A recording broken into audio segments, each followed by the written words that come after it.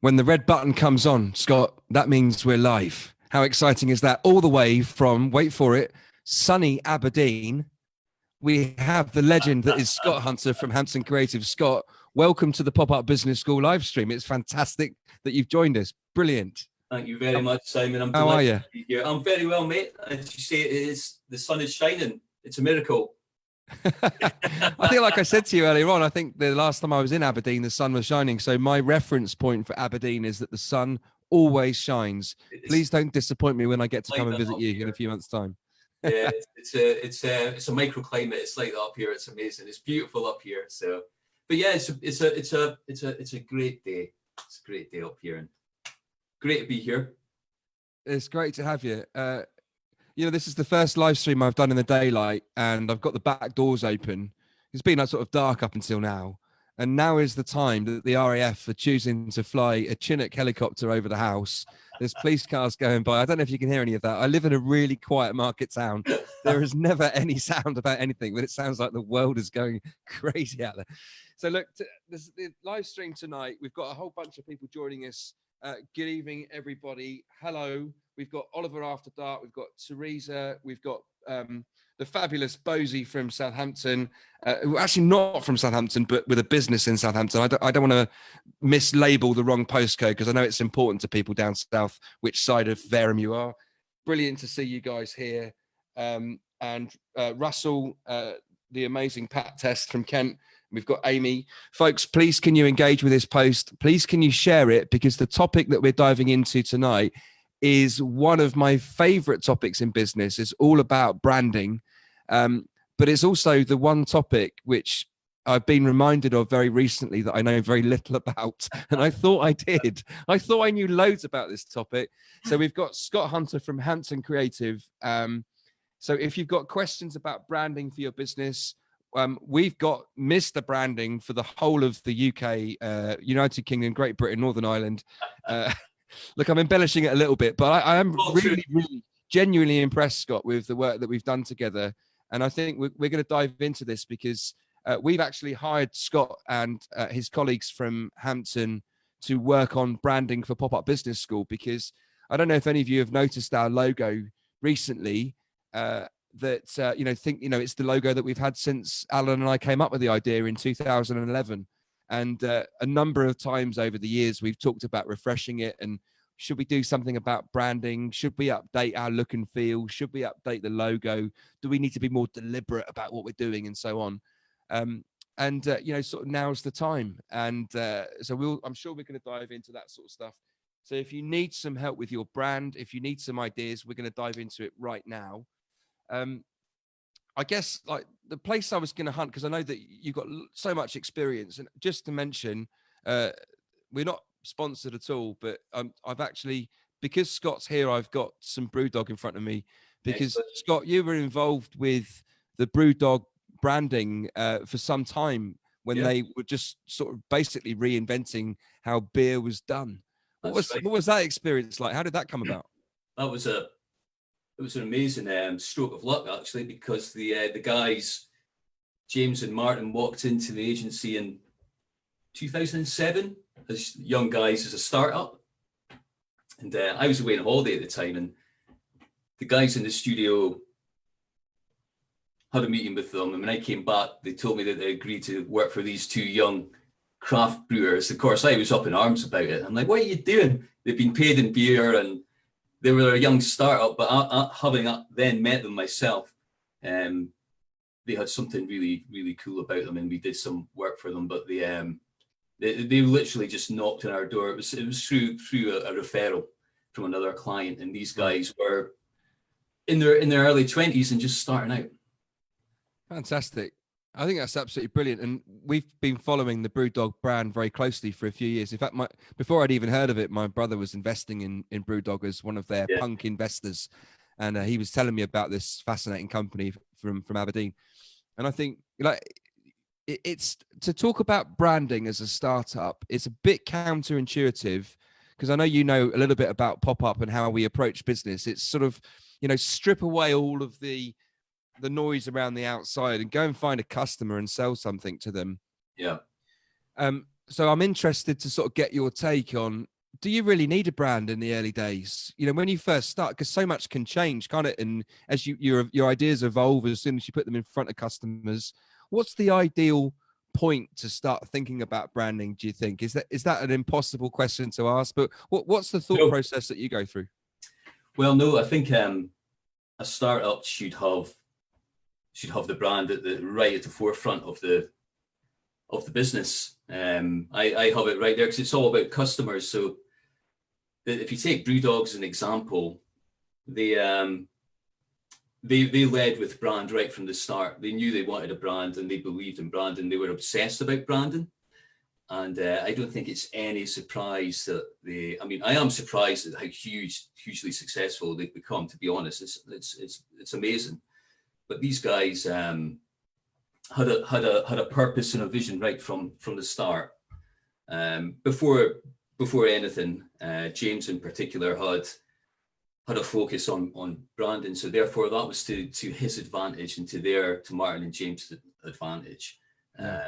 So therefore, in my opinion, if you walk in the room and you know who you are, that's a brand. So it's critically important because it's all about how you're going to delight customers and how they're going to engage with you. So that's just business. Yeah. It's the same. I think it was a Sunday evening when I fired off an email to the MD of Hampton, Morven, and I think I'd had a few glasses of wine, and I just got to the point where I thought, you know what, this feels like it's overdue. I think Pop-Up Business School needs a refresh. Yeah. And I sent Morven an email, which was something along the lines of, our branding looks like it was designed by a guy in the Philippines about 7 years ago, and we paid him 25 quid. And that's because our branding was designed by a guy in the Philippines about 7 years ago, and we paid him 25 quid. We found him on People Per Hour.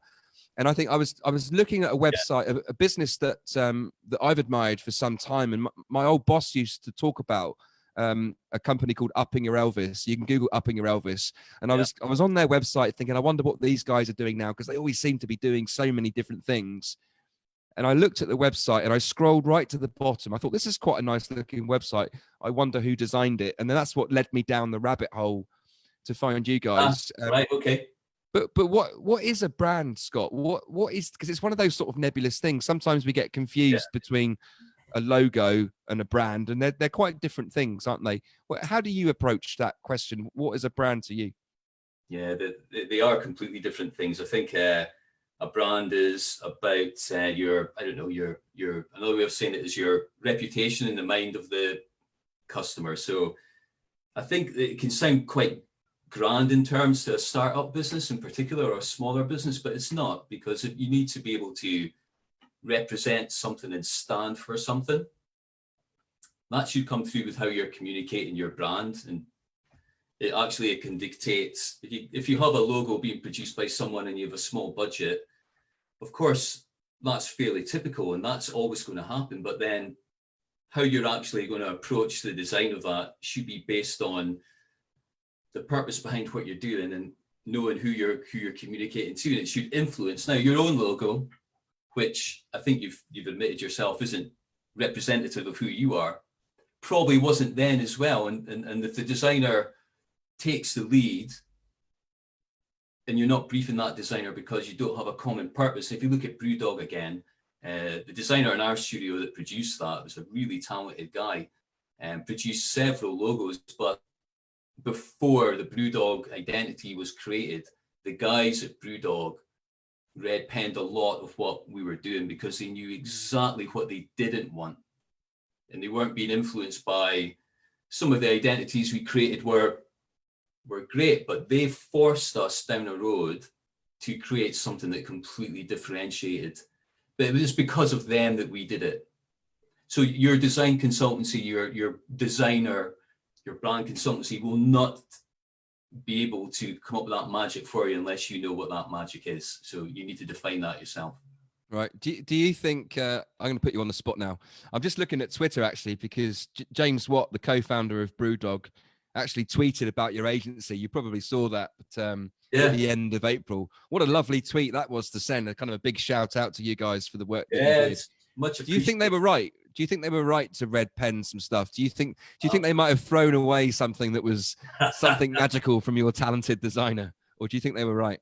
No, they were right, because James and Martin and other brands that we've dealt with, who have been successful over the years. There's a common factor to their success, which is they know exactly what it is they want. We are there to facilitate that and to creatively communicate that and to help them get there. What doesn't work, I've found, is if someone's in business for the wrong reasons and they come in and they're just after some money.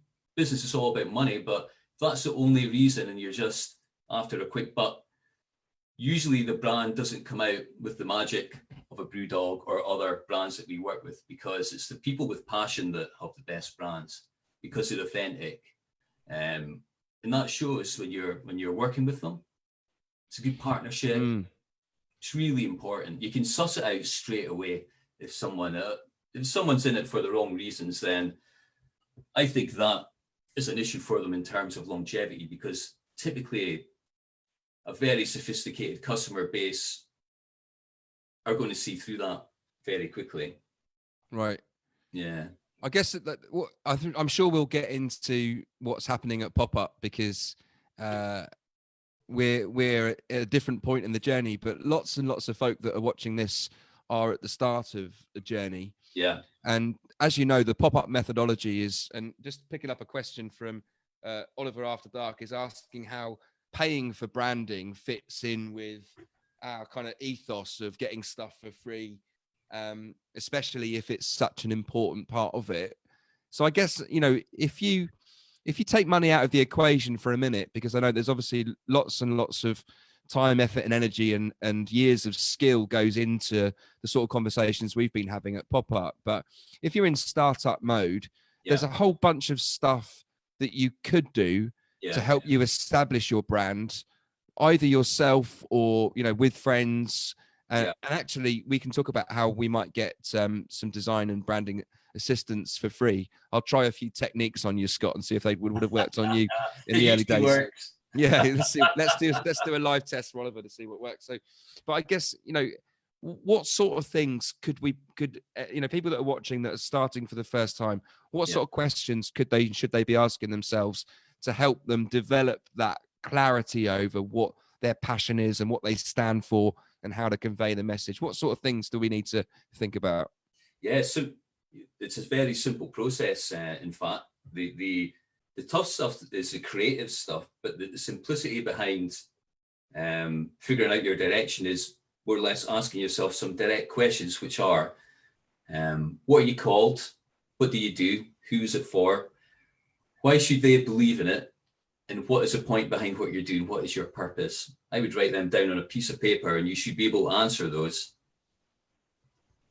The mistake that's made is that it's assumed that the branding agency is going to have to do all that thinking for you. That's where the fees go flying up.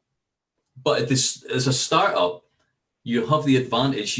I'll work with businesses that have been established for decades, and they need to be consulted because it's become like a big machine and it's diversified. So ironically, these big guys are looking for what a startup has, which should be focus and complete simplicity.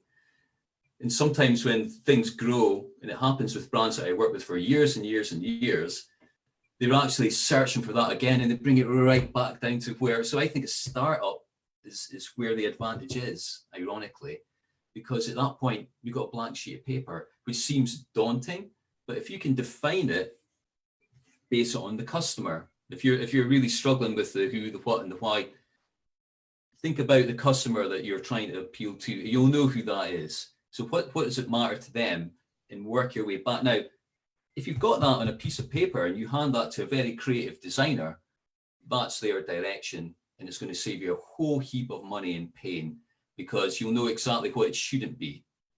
And then you're going to be asking that individual.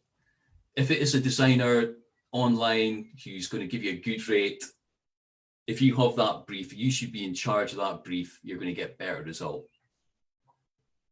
Yeah, okay. And that makes a lot of sense. And I guess that's a lovely question. I think that question will be super useful for folk to think about when they're developing their brand. All of the questions you said are great, but actually what I don't want this to be, which was the approach that James was taking, particularly James with Brewdog, that he had a very clear idea as to what they didn't want to happen. Correct. So a really good question is, who's the enemy? Who do you not want? Who is it you don't want to be? And who is it you're fighting against? It's a great way of thinking. That's what they did. And that's what other brands that we work with do. Guys that work in financial services, people in food and drink.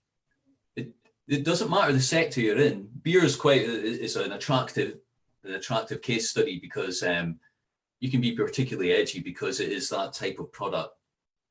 But I've worked with other businesses that have a very clear focus also because they know exactly who they don't want to be.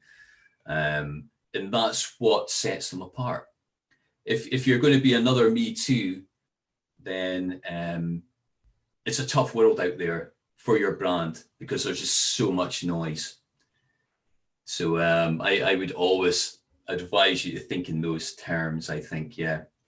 Got a nice question from Teresa. She's asking, what does the umbrella term branding consist of? Like, so we've established that it's not just the logo, but the logo is one part of it. What other things are in a brand? What sort of things do we need to think about? Yeah, the most there's the attributes of a brand, which are the graphic parts, which include a logo, a color palette, typography, and so on and so on. These are the mechanics that make up the visualization of your brand. What's behind it is as equally as important. They all work together, which is the story behind your brand. So what I mean by that is what you believe in, the definition of what you believe in, the definition of what you stand for, and the personality of who you are. All of these things make up a brand communication, but the words are so important. If you need to be able to succinctly communicate, I always picture it in my mind when I'm talking with clients. If you have 30 seconds and 10 slides in a sales deck, what are they going to say and how are you going to engage with someone? It's a really great test of your brand. If you can give a narrative from start to finish and a great piece in the middle, you can communicate everything that who you are, what you're called, what you're trying to do, why it's excellent, who is it for, in a 30-second slide pack. That's a brand. It needn't have any visualization in it. If the message is really, really great, you're going to engage with the audience. So that's what a brand is. I think there's a lot of mystery surrounding brand, which is unnecessary. And people see Apple and they see these big case studies, but if you're repairing washing machines and that's your business, that means absolutely nothing to you. But actually, it matters to everybody. If you're that guy repairing washing machines, why should I trust you? Why am I going to engage with you over the next guy? It's because you're going to have to tell me some sort of story. Because if you literally just give me the service, I'm going to think, well, I'm going to pay you 60 quid an hour. And I'll pay the next guy 60 quid an hour. Why am I going to go to you? It's completely relevant. Whereas the big case studies like the Apples and the Microsofts, they are interesting still because Apple deliberately set its stall out to say, think different. And if you're this tribe, come with us. That's what Brewdog did. And that's what other people do really successfully. And you could do that if you're just a single sole trader. You can do exactly the same thing. You can do the same thing.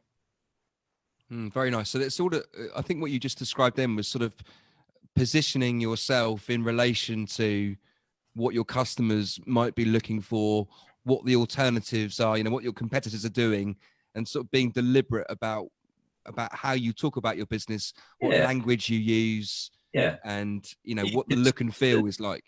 Yeah, consistency and the narrative and the look and feel is so key. And also aligning with them the values of your customers.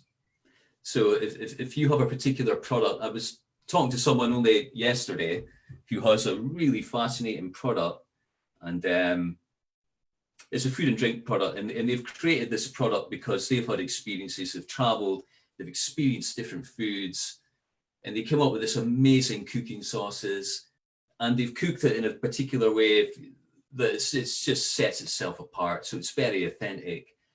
All of this stuff's missing from his brand. So he told me this story, and I was like, wow. And then we had a look at what he was doing.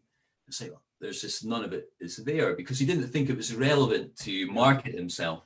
But actually, that's the thing that needs to be marketed.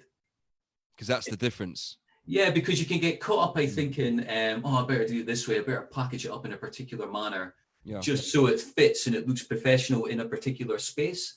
Go back to Brewdog again. When I remember walking into Sainsbury's when they got a listing there, and they were on the shelf in a craft beer traditional category, there was this bottles covered in punk typography. If they had that mindset, not everybody's a Brewdog, but if you had that mindset, it would have just been another craft beer. So these things are really powerful. That's why when you asked at the front end, what's the relevance of brand? Of course, I'm going to say this. I think brand and marketing and innovation and creativity, that's what business is. You know, I think that's what it is. Especially now when the platform is a digital platform predominantly. So it's all about engagement. And if you can consider that at the front end of what you're doing, I think it's massively powerful. If you get that right, it's very valuable. It's very valuable. So I was going to make a really bad joke about the secret sauce of that brand, but we're not going to go there. I'm going to try and keep it higher than that. I already made it. The boss is watching. Morven's joined us. Hello, Morven. Great to see you here as well. And Teresa's mentioned that it comes down to some really good storytelling, which is the thing that she's picked up from what you said. Yeah. Oliver says, thanks for the great answer. We've got a few of the pop-up team that have joined us. Elaine from Wales is here. Clive from Wales is here. Angie from the South Coast. Kim Wade, great to see all you guys here. Emma Can is here. Nikki Morris Lang says, if you need a new brand or a brand refresh, Scott's your guy. So what? How much have you paid us, Scott? Who is Nikki? Quite a lot. I hope, Nikki is one of the Hampton team, so thank you, Nikki. I love it. I've been on the Hampton website. I've been trawling through the website. I've been looking for things that I could sort of tease the audience with. So, for example, I'm looking at the team page. We've got Hampton team says we can boast a school handwriting champion, an ex-golf coach, a primetime radio presenter, and a budding author among the achievements of our people. What I'd like to ask the people watching is, which one of those things do you think is Scott? Do you think it's any of those things, or do you want to make up your own? So what do you think Scott's claim to fame is? Do you think he's either a school handwriting champion, an ex-golf coach, a primetime radio presenter, or a budding author, or something else? Please pop your answers in the comments below. So yeah, Scott, let's just before I get down a rabbit hole of nonsense, the thing that was in my mind is you talked about the Brewdog. Just want to dive back into Brewdog for a second. You said in those early days when you engaged with Brewdog and Hampton, one of your guys agreed to do it for beer, and you were like, "What on earth are you doing? We need cash, not beer." And then you met them and you went, okay, this is actually quite an interesting thing. They were amazing, yeah. You bought, was it the storytelling? Was it the story? Was it the clarity of their brand? Did they do it deliberately? Had they accidentally decided, that they were just some smart guys that had a very clear vision, or were they very, very deliberate about what a brand was? How clued up were they on this stuff when you first met them? Very clued up. The two founders, They knew a lot about branding before they walked in the door, and to their advantage, both very creative people and did a lot of the writing themselves. So they came prepared with a lot of material, which was really fantastic. I'd never seen that before, where a client actually walked in saying, "Look, I've got all of this stuff," and they had an idea of who they wanted to be, and they've been inspired a lot by culture, punk kind of psychology. They knew that they wanted to disrupt things, and they were very genuine. They're very genuine guys, and they're very genuine about the product. And they're very, very driven and passionate people. And they all just came through. So we were just facilitating that. And they were the first client that had come in who had that edge, because you're talking about, 13 years ago. And what they did was unusual. And what I mean is, they didn't spend a penny on advertising for years. I think only very recently, I would say, that they have actually spent on advertising, but they hadn't spent a penny on it, because they did everything through social media content and campaigning and video and so on and so on. And they created their own audience, and they directed that audience towards their website, and the whole thing was self-fulfilling. And then of course came the bars, and they did all that because they just wanted to do something different. And it was a good ethos. It really worked well for them. And that's where the crowdfunding came in, because they were early crowdfunders, because all the banks weren't interested. And I'm sure there's a few bankers out there now who are kicking themselves, but nothing worked for them. So they just didn't like the system. It's similar to what you guys say. Yeah.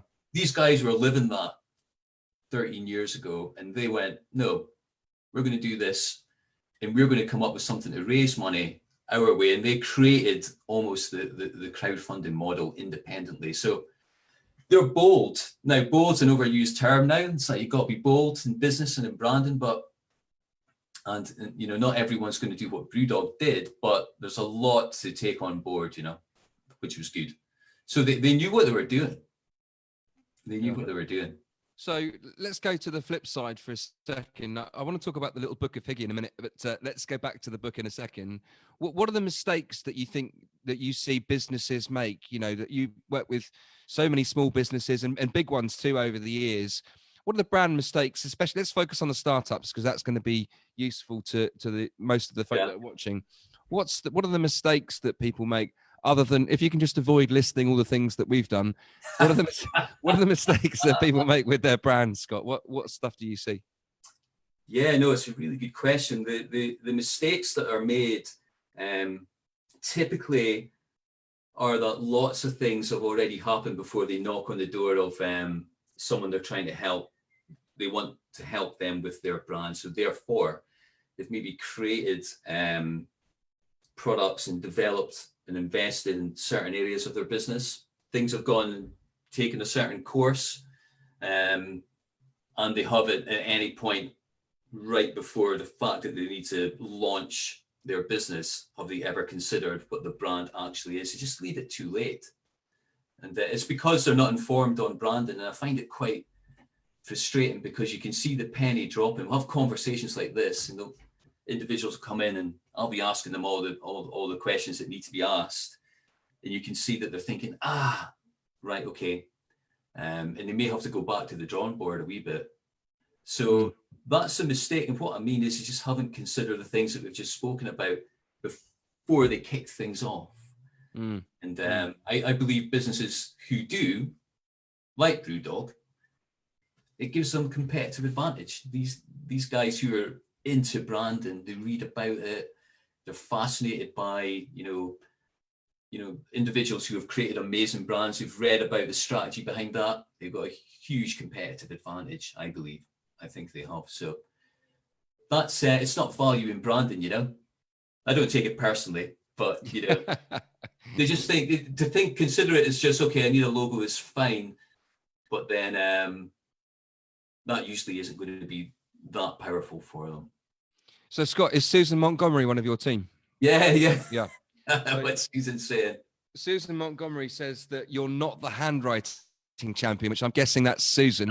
So let's do the grand reveals. So we'll do that in a second. Actually, last opportunity for folk to have a guess which of the claims to fame belong to Scott, if any. It was, well, we've established he wasn't the school handwriting champion. Thanks to Susan for busting that one out of the water. Is he an ex-golf coach, a primetime radio presenter, a budding author, or something else? What do you think is Scott's claim to fame? I genuinely don't know the answer. I'm sure you've got many claims to fame, Scott. let's talk about the book.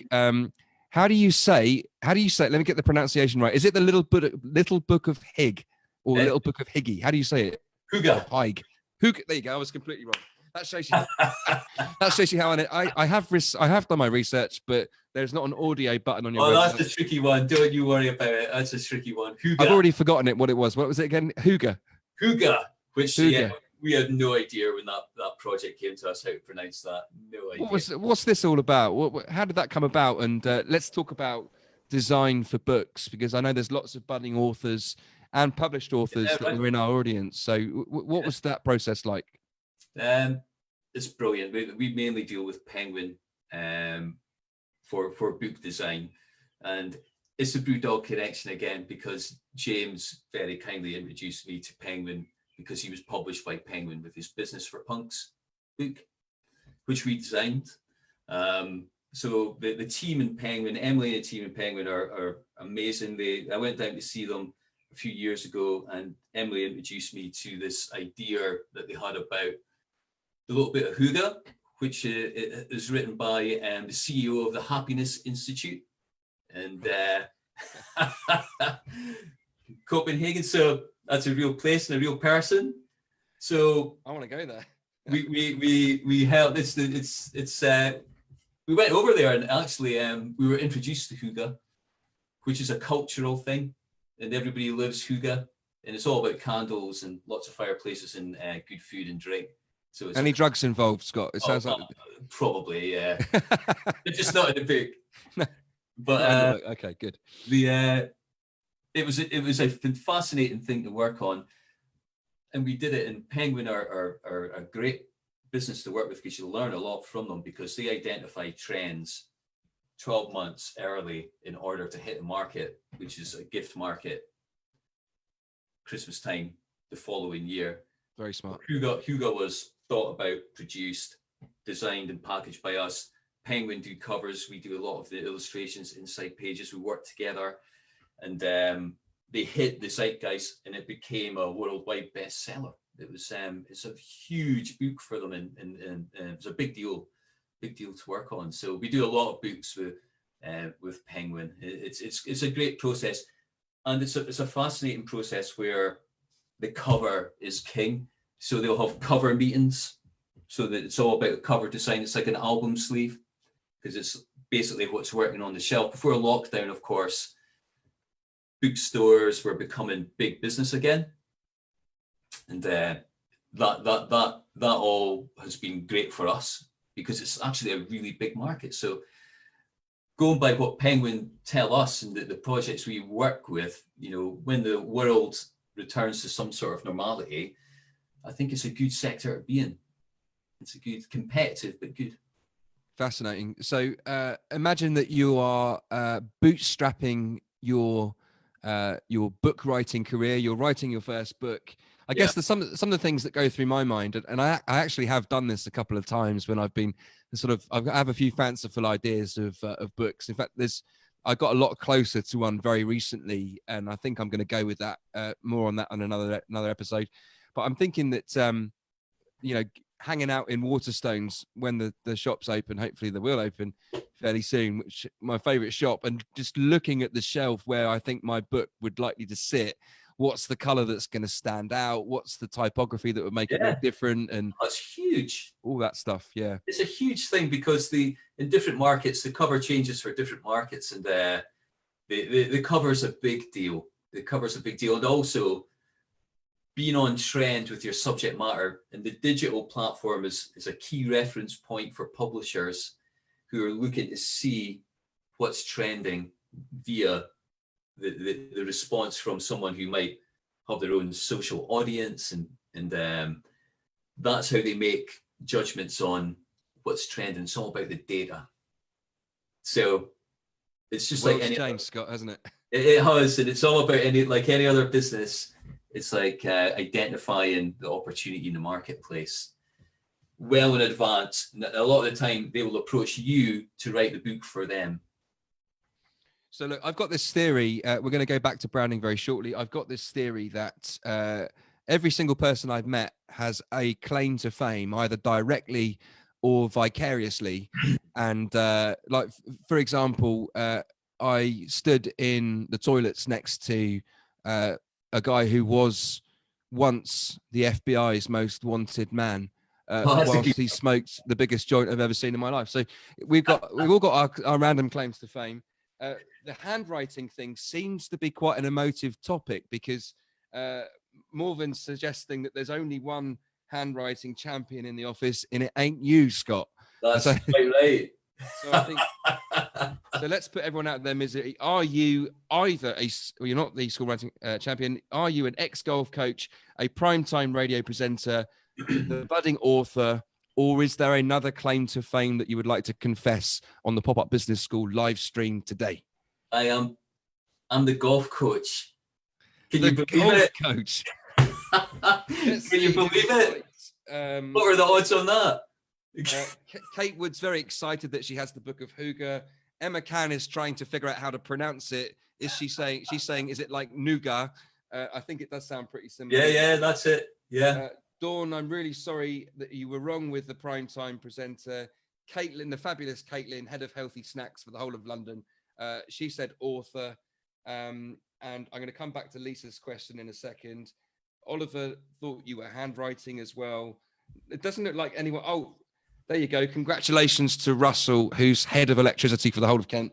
He says that ex-golf coach was his guess. He's the only person on the live stream that said it. Good on you, Russell. Have you been able to get to the course since lockdown, Scott? That's probably the most important question that everyone has on their lips. I am not a good golfer. The very brief story was I wanted to go traveling, and there was a job that came up in a summer camp in the States for being a golf coach. I played golf a little bit when I was younger, and I had to go to an interview with a golf club in a hotel room and show them a swing and go through the whole process of how I was going to teach these kids how to play golf. Anyway, I didn't get the job, but the actual golf coach became ill. So they got me in a plane, and I went out, and I was a golf coach for the whole summer. Outstanding. Fake it till you make it, Scott. I love it. We've got a really interesting question from Lisa, and I'm going to expand the question a little bit. She says, do you have any good books that you'd recommend for branding and marketing? But I just want to expand it out a little bit more to go, what other resources, books, websites, videos, other brands that you go, if I was to benchmark, if I was going to be thinking about, talking to a small business that doesn't have any money to spend because they're just starting out, here's the place where I would send them to get some more advice about branding. What's your sort of go-tos? This is probably going to be hard to read, but Marty Neumeyer is the man that you need to refer to. Marty Neumeyer is a guy who wrote a book called Brand Gap. He also has written this book called Zag. He's an amazing guy. So if you check out Marty Neumeyer and Brand Gap, that is the place that you've got to start. He's the guy that defines it in very simple terms. He creates these fantastic books, which you can read literally. They're like little presentation books. So it's not huge tomes of text and theory. And he puts you through exercises. Buy these books. If you buy Brand Gap, that will give you the foundation to create a brief for a brand. It's absolutely fantastic. Look out for that. This stuff's brilliant. It's really, really good. He's the man to go to. That's a great tip. And I think if Jack's still listening and he hasn't gone to the pub, I'm sure he'll pop something in the links. Because the pub's still shut. He can't go anywhere, so we should be okay for that. True. That's very true. Katie's just joined us. Andreas has just joined us as well, which is fantastic. Teresa says, don't judge a book by its cover. But everyone does, don't they? Well, unfortunately, the sales speak for themselves, Yeah, they do. They absolutely do. So, Scott, when I was diving into the Hampton website earlier on and looking at some of the other brands that you've worked with, what brands have been the most surprising, in terms of the outcome, or most interesting in terms of the product or service, or the sort of which ones sort of stand out for you, other than obviously Brewdog will, because of the incredible story of that business? But what others have you worked with, and what sort of the memories do you have of that brand journey of other brands that you've worked with? Yeah, we've had some great experiences with Hampton over over 20 years. The food and drink guys are always good ones, because they inevitably are having to create something that from scratch that's quite exciting. So Nicks and Kicks is a really great brand. There's a health drink. Don't know if you're familiar with that brand. No, I've not heard of them. They're great. So Nicks and Kicks is one to look out for, and they are they're a brand. It's an adult soft drink, and again, they're a great team who had a very clear focus on, they wanted to create something different, and yet again, they've succeeded. So they've created a drink that is natural. It's made with cayenne chili. It's natural sugars and so on, and they stumbled across the trend, which is so important, whether it's a book, whether it's beer, or whether it's health, which was a boom in vegan product, health products, low calorie products, and they were just right there at the right time. So they've done exceptionally well. It wasn't really their intention to be part of that wave, but they had this product that was right there at the right time. So Nicks and Kicks was great. We do lots of food and drink and lots of interesting things with food and drink. And another brand's called Gin Bothy. So a bothy is a Highlands hideaway in the hills, if you don't know, if you're up here in Scotland. Now, again, Kim from Gin Bothy, startup. I met her at a dinner. She had a bottle of Gin Bothy beside me on the table. Never met before. I drank half the bottle of Gin Bothy. She convinced me to help her out with her branding. Funnily She's enough, a smart woman. and again, she's got such a clear brand focus. That's why I mention her. It's because she has the focus of her brand, which is all based on a particular culture, and she tells a particular tale, and she's getting so much interest from the States and from export. And we get all these fascinating people coming in. And again, the big guys are good too. So we deal with like big guys like Chris R Energy and William Grant and Son and guys like that. We've worked with the Scottish government, but within the likes of William Grant and Chris R and your BPs, there's things happening that are really innovative. William Grant and Son is a huge business. They've got Hendrick's Gin and so on. They've got a portfolio of brands. That sounds like a real tough client to work with, Scott. Yeah, that's alcohol again, isn't it? I'm sure there aren't any perks to that. What is it that there's gin, whiskey, and beer, and they're all coming to you, Scott? Are they trying to tell you something? That's what's going through my mind.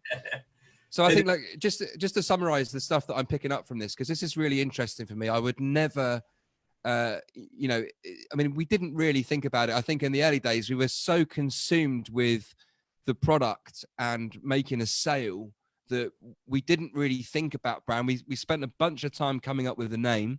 Yeah. We thought, well, we need to have some sort of identity. So let's just get that done. And we're very much, our approach, we've built the business on the mantra of getting shit done. And I think we're at a point now, which is fascinating. And this is why you sort of nod sagely with an air of wisdom about you, that, some of the mistakes that we've made at this point now, and I don't think Alan and I ever really set out to grow a business. I think we just had a cool idea and we wanted to go and do stuff with it. But of course, now we're, 7-8 years on, and the team has grown. We're in a number of different countries, and it's almost like now we're having to unpick some of the things that we've done, taking a few steps back before we can go forward again. And I think if I was launching a business tomorrow, based on what I've learned from you this evening, I'd be thinking about just taking a little bit of extra time, just slowing down to speed up and thinking through some of those questions. What are you called? Who are you here for? Yeah. What don't you want to be, or who don't you want to be? Who's the enemy? And all of those kind of questions, just to help have a little bit more clarity on what it is that you're doing. I think Alan and I had some clarity over which audience we wanted to target for sales, but we were pioneering in the sense that we didn't really know if they were going to go for it or not, because there wasn't anyone else doing it. So it was it feels like a bit chicken and egg. Would I change it? Probably not, because we moved into sales quickly. I can just imagine Alan's excitement for a branding conversation when he just wanted to pick up the phone and sell. Yeah. But I can feel the impact 7-8 years on of having not done that, or at least written it down particularly. because I could tell you what is PopUp and what isn't, but I couldn't show you the document or the piece of paper or the website that lays it out. You know what I mean? Yeah, that's exactly it. Because when things grow, you need to communicate your brand to partners and employees, and things diversify. So therefore, if you want consistency, there needs to be some point of reference. Otherwise, when you're being represented out there, when your business has grown, it could be misrepresented by your own team, and it's your own people that are your best sales team when you grow. So when you get bigger, you want to ensure that your values are basically woven into everything that you do. And like some of these big brands, like I know like guys like Salesforce and big digital brands, the whole business has been founded like Brewdog on a principle, a culture, and a vision and a value at the front end of that business. So when in particular the team grows, everybody's on board with the same culture. It's so important. And I work with brands a lot where, like you guys, they've grown and they might have a team of 20, 30, 40. They might have a sales team. And the problem is that everybody's selling something different and they're all communicating something different. If there isn't something in the center of it, which is some of this can always sound a bit kind of like, too soft at times in business, but it's not. Everybody needs to know what they should be pointing towards. What's the vision? What should they be believing in? And how should they make decisions? And how are we going to behave in this brand? And the decision-making factor is guided by what you all value. So if you can refer back to something, it becomes so much easier. I find that the brands, when they get bigger, find it tough, and they have to regroup like you guys are doing, and they have to get down a piece of paper, and they have to share it. That's why I keep on going back to startups. I'm like, wow, if you got it at the start, you'll never have to move it. That's so valuable, and it's a core thing. Get lots of flexibility surrounding it. But if you've got your foundation there, which is the purpose behind what you're doing, this is the thing, it never changes. So we'll never deviate from that path. Yeah. It can actually help you in business, I think, if you've got that. You remind yourself, why are we doing this? Because it's so easy to be distracted, and I've done it myself in Hampton. It's like, let's go and do that because that's linking with that. And it's very attractive to do that. But sometimes losing focus is a mistake. Most of the time it is. Most of the time. I think you're right. You just reminded me, Scott, that I've got an appointment in my diary for a call on Thursday to talk about taking the PopUp Business School to Colombia. So that, to me, that may be a focus issue, but it does sound like fun. I'm going to have your voice ringing in my ears. Hey, well, listen, Colombia is great. There's clients that I work with who have gone global. If they have in their hand the mantra of who we are, and they're handing that over to whatever partner you're dealing with there, brilliant, you can grow it. But it's just the core brands who've always been really successful, who have always will remain successful, are the focused brands, like the IKEAs of the world. They know exactly who they are. Yeah. Do you think this stuff has got a role to? I think I know the answer to this, but lots and lots of people watching are setting up, lifestyle businesses, grassroots startups. They're looking to take control of their finances, never have to go to the job center again, never have to go and do that job that they don't want to do, pivot their life, change direction, try something new. Do you think this stuff has got a role for these folk, even if they've got no desire to grow a business and to hire staff? Has brands still got a role to play for the business that's going to be the eternal one-person business? Yeah, and the reason being is to allow it to be competitive, because we're all there trying to win over customers, whether it's an individual. If you're an individual, it's exactly the same thing. People need to believe in you as an individual and your business. So brand is differentiating. It's delighting customers. Everybody needs to do it. It's so relevant to everything that business is doing, no matter who you are. I believe it really is. It's the thing that sets people apart, and yourself out. The amount of choices that your customers now have is just crazy. So therefore, you're going to have to stand out. I'm very pleased that that Morven has joined us, because she's obviously got some inside knowledge, which means that she's able to post some really tricky questions, and she's just done one. I'm sure she has. I'm about to fire that question at you for Thank you, fun. But I'll Morven. just give you a few seconds to gather your thoughts, and just mention that Paul Manette, so the brilliant Paul Manette, who's very heavily involved in The Big Issue and one or two other projects in town, has said that Dennis Publishing have a poem instead of a list of brand values, which is pretty cool. That's pretty interesting. Fantastic. Emma Can says that the chicken and egg thing that you mentioned is tricky, isn't it? We have to take action to get clarity, but having the brand clarity would help us take action. And I think yeah, that's right. It is a little bit like that. And I think, Emma, in case this helps, I think, because I can really see the value in taking the time to explore the brand stuff properly.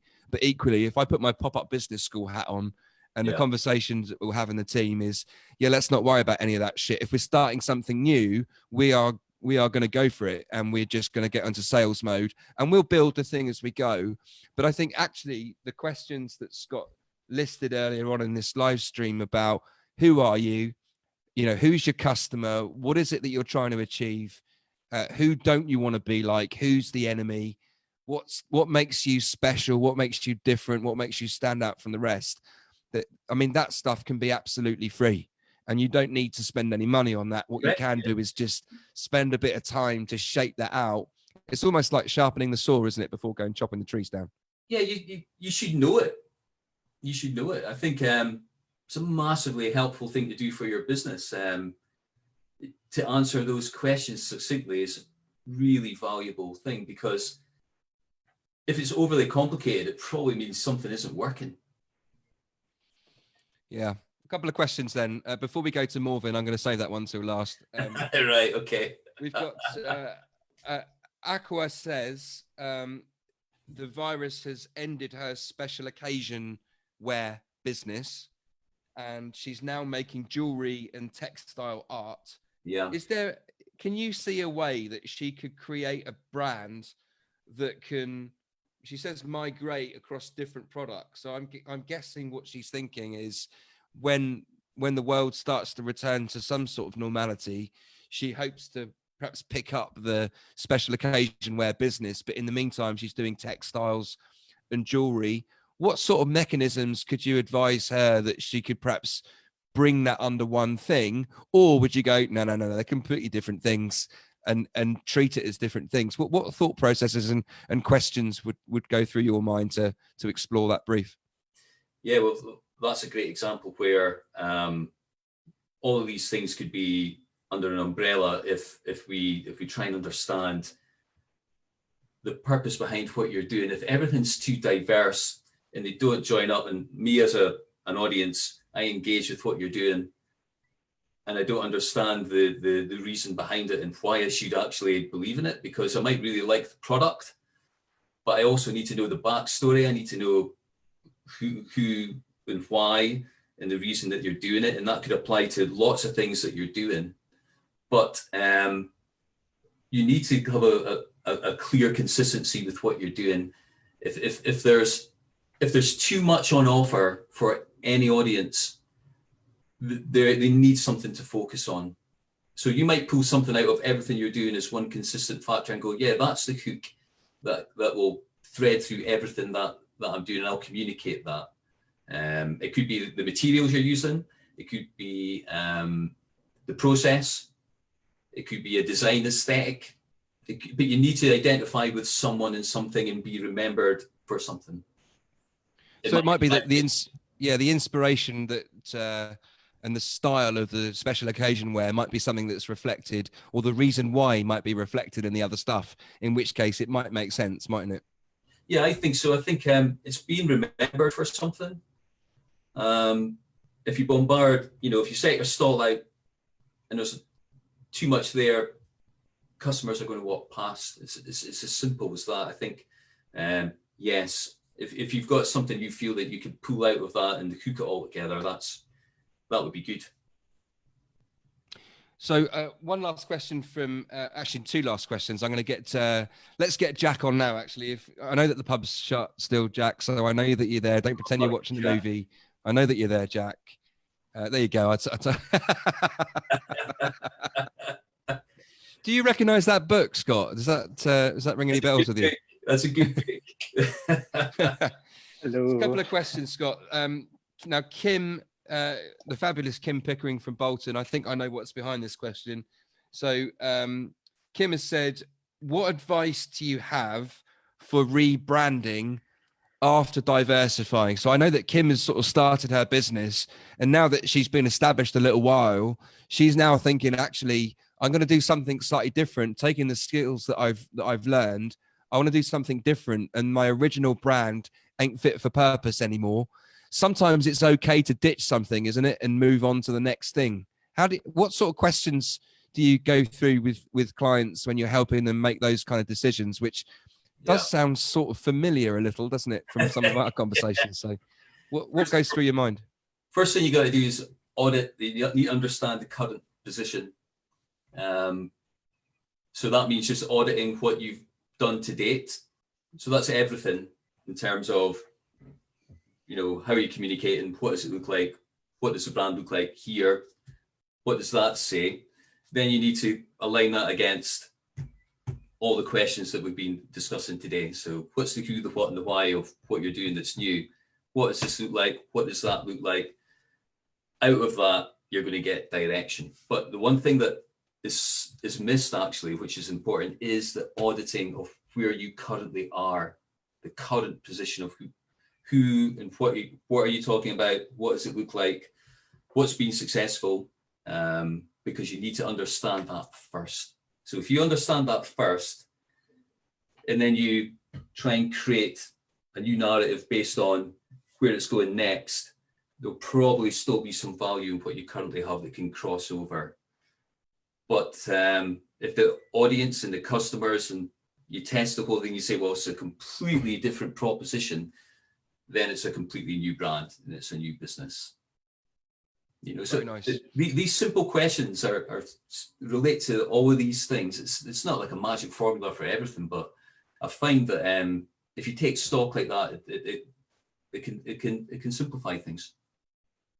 Very nice, Scott. So I've brought Jack back because I know that Jack enjoyed Morven's question, so I thought it would be good. Oh, God, I'm dying to hear this. Here we go, then, Jack. Right, Jack, you're in the game. It's a big build-up. This has a laughing reaction and a winky face at the end of the question. Morven asks, what's more important, PR or brand? Oh, obviously PR, Morven. Morven's a PR person. Yeah, I've got a lot of respect for the power of PR. I really do. But brand's far superior in terms of influence. I was about to say that was a really tactful answer, but brilliant. Well, look, Scott, I can't believe that an hour has gone by. I think I say that every week that we do these, but the same thing's happened again. I think it's a fascinating topic. Thank you for the book recommendation. We will post that in this thread because that looks really fascinating. I haven't read it and I want to dive into that. Thank you to everybody for watching. On Thursday, we are going to talk to Andrew and Katie, and their business has had to change direction completely because they're running an escape room business called Time Trap. And of course, because of the virus, they had to close the doors. Let's find out how they've adapted and what's gone through their minds. And it'll be fascinating to dive into their journey. And actually, they're going to be joining us on the live stream on Thursday evening. So, Scott Hunter, you absolute legend. You are going to cause me and have already caused me a number of headaches, but it's going to be very interesting to see what happens. Thank you for joining us all the way from Aberdeen and Hampton. It's been great to see you. Thank you very much, everybody, for watching. Good night. See you soon. See you later.